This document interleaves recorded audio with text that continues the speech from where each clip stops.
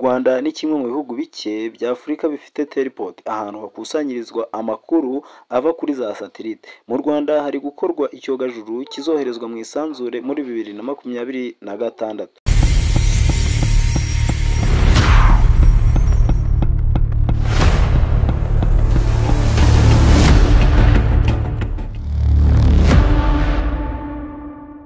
Ni muri urwo rwego umuyobozi w'ikoranabuhanga ashishikariza abanyeshuri bo mu Rwanda abakangurira kwitabira amasomo azabafasha kwiga ibijyanye n'ibyogajuru. Umuyobozi ushinzwe ikoranabuhanga mu kigo cy'igihugu gishinzwe isanzure Rwanda Space Agency RSA, George Kwizera yasabye urubyiruko kwiga n'umuhate amasomo ya siyanse mu rwego rwo kuzagira uruhare mu bushakashatsi bwo gukora icyogajuru kizifashishwa mu Rwanda mu gihe kiri imbere, ndetse icyo cyogajuru ngo kizifashishwa mu guteza imbere igihugu. Kwizera yavuze ko mu myaka 3 ishize RSA imaze gukora imishinga myinshi, harimo n'uwo gushyiraho abantu bafasha gukusanya amakuru ajyanye n'ibibera mu isanzure. Ni amakuru ava ku byogajuru asesengurwa hanyuma agafasha inzego zitandukanye mu Rwanda mu kwiteza imbere cyangwa mu gukora imishinga ziyemeje. Umuyobozi yavuze ko mu gukomeza uwo mushinga hakenewe abana bagomba kwiga ikoranabuhanga kugira ngo u Rwanda narwo rugire umwanya w'imbere muri rwego rw'ibindi bihugu. Ati, ndashishikariza ababyeyi gukora ngo batangire bishyurire abana ayo mashuri, ngo batangire bashishikarize abana babo bakunda kwiga siyanse, haba imibare, ubugenge n'ubutabire ndetse n'andi masomo.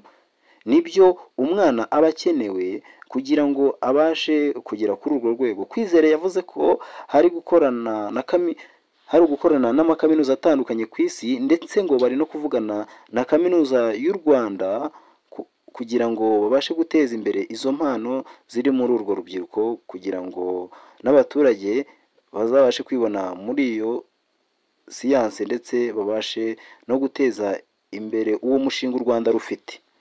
Yavuze ko hakenewe abana biga muri kaminuza y'u Rwanda bakajya babasha kubona akazi muri urwo rwego, ndetse bakabasha gutuma umushinga utera imbere. U Rwanda rukomeje guteza imbere urwo rwego rw'ubumenyi mu by'isanzure.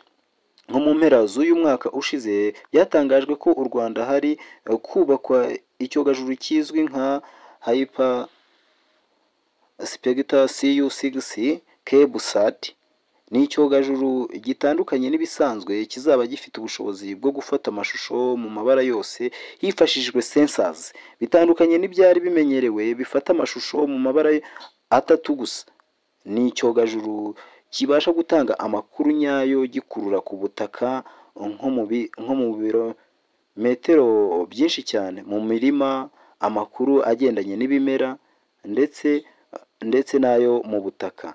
Ibyo bijyana na teleport u Rwanda rufite irufasha kubona amakuru mu isanzure rwo n'ibindi bihugu bikayifashisha mu mishinga itandukanye.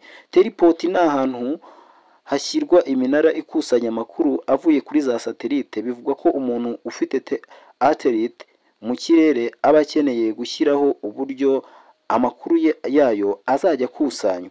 U Rwanda rwabibonyemo nk'amahirwe y'ishoramari rwihatira kuyubaka. Ibigo bikeneye serivisi zigendanye n'ayo mafoto bizajya byishyura u Rwanda ku munota. Amasegonda 60 ashobora kugura hagati y'ibihumbi 3 by'amadolari ndetse n'ibihumbi 10. Kwizera yavuze ko iyo mishinga izafasha Afurika kugira ubushobozi bwo gusesengura amakuru avuye mu byogajuru aho guhora byishingikirije ibindi bihugu.